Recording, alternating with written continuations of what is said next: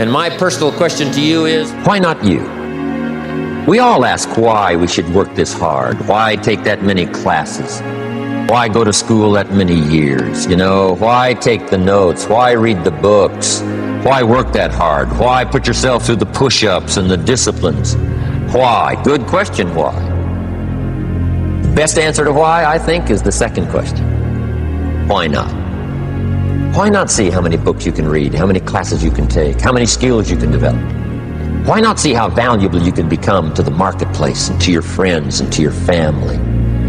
Why not see what you can make of yourself? Why not see how far you can go, how much you can see, how much you can earn, how much you can share?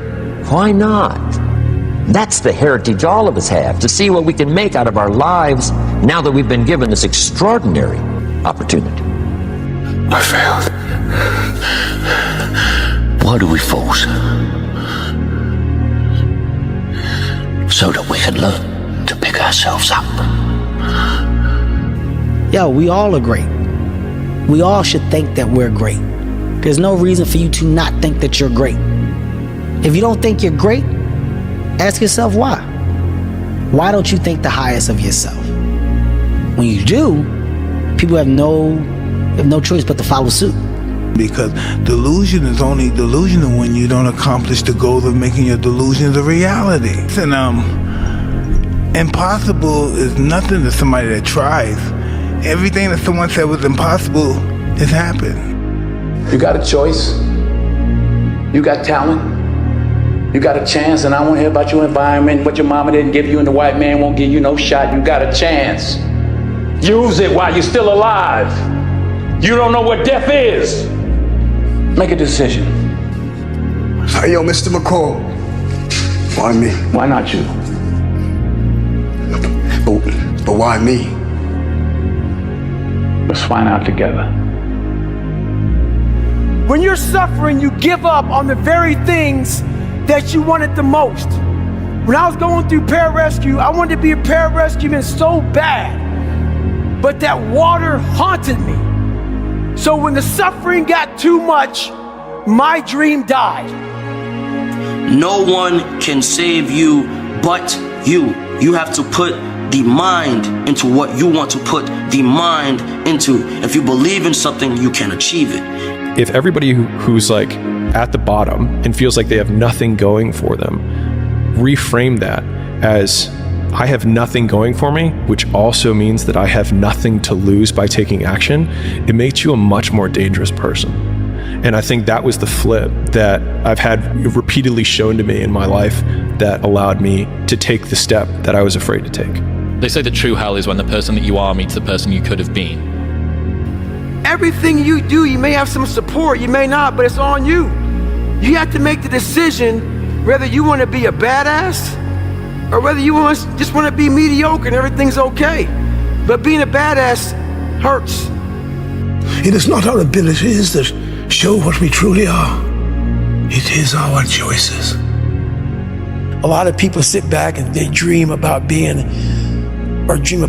SEAL, or dream about being an astronaut, and all it is a motherfucking dream. They don't put the work behind the dream. That dream has become their master. When you become the master of your dream is when you say, I want to go be a Navy SEAL, and you say, okay, I'm gonna lose 106 pounds in less than 3 months.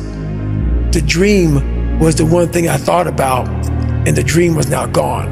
Now, what comes in, the dream goes away, and the laundry list of details and tasks come up. Gotta do this, gotta do this, gotta do this, gotta do this.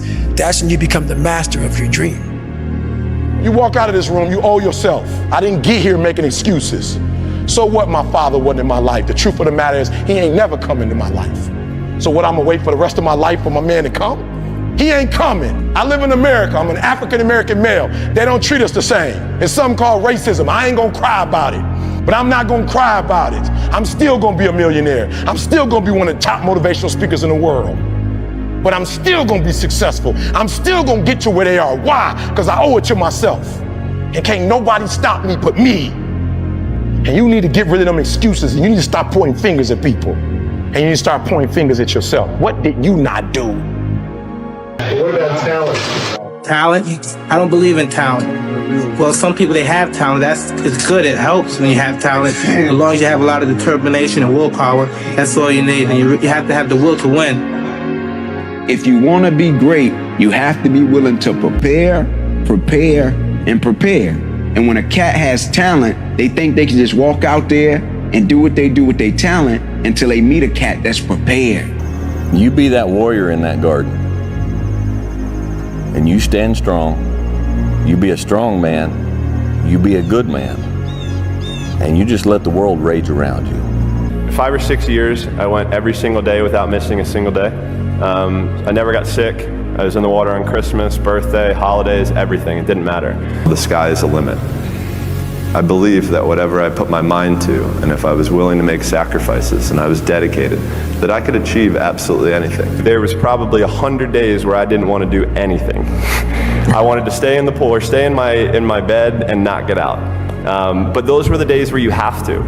You have to get up and do something, because I think that's really what separates the good from the great in any walk of life. The greats do things when they don't always want to. That's what separates good from great. I need to say something. Listen to me. I hope every one of you behind the screens or in this arena can feel this level of happiness just one time in your life. I hope all of you can feel how happy I am just one time in your life. But guess what? You will never feel this level of happiness if you don't go for something in your own life. When they knock you down, when they try to put their foot on your neck, if you stay down, you will never ever feel this level of happiness as you rise. Once you change one thing, your mindset, you can attack everything. A lot of people say they want to be great, but they're not willing to make the sacrifices necessary to achieve greatness. They have other concerns. Whether important or not, they spread themselves out. And that's totally fine. After all, greatness is not for everybody. What I'm saying is, greatness isn't easy to achieve. It requires a lot of time and a lot of sacrifices. It requires a lot of tough choices. It requires your loved ones to sacrifice. So you have to have an understanding circle of family and friends. People don't always understand just how much effort from how many people goes into one person chasing a dream to be great. It's an obsession. Respect to those who do achieve greatness, and respect to those who are chasing that elusive feeling. I've learned over time is that almost all truly exceptional and mentally strong people have been through hell. It's very few that put themselves through hell when life is great. It's just not usually the case. I don't believe in talent. I'm here because I worked hard my whole life. Without that work, no one in this room would know who I am except my family. So to all the kids around the world watching, paying attention, and aspiring to be like one of us or even on the stage someday, put the work in and watch the magical ride you go on. Why do you do it? Why? Why get up? Why keep fighting? You must be able to see it, Mr. Anderson. You must know it by now. You can't win. It's pointless to keep fighting. Why, Mr. Anderson? Why? Why do you persist? Because I choose to. I was hoping that circumstances outside would change. And then here's what I found out. It isn't going to change. So then my question was, if it isn't going to change, how will my life ever change? When you change, everything will change for you. When you get better, everything will get better for you. And that's where I picked up that phrase, for things to change, you've got to change. You don't have to change circumstances out there. All you've got to do is look within and see if you can change yourself for the better. And as you change, things will start to change for you. Is I know that there's really no one out there grinding like me. If I know about you, I'll make sure that I up my game. That's what the mentality is all about. My whole thing is a mentality thing. Like I told you the last time I was on the show, I viewed myself as the weakest person on the planet Earth. My goal in life was to, in my mind, believe I'm the hardest man alive. It's about whatever you think you are, you have to make that dream a reality, but that's where the hard part is. Someone's opinion of you does not have to become your reality.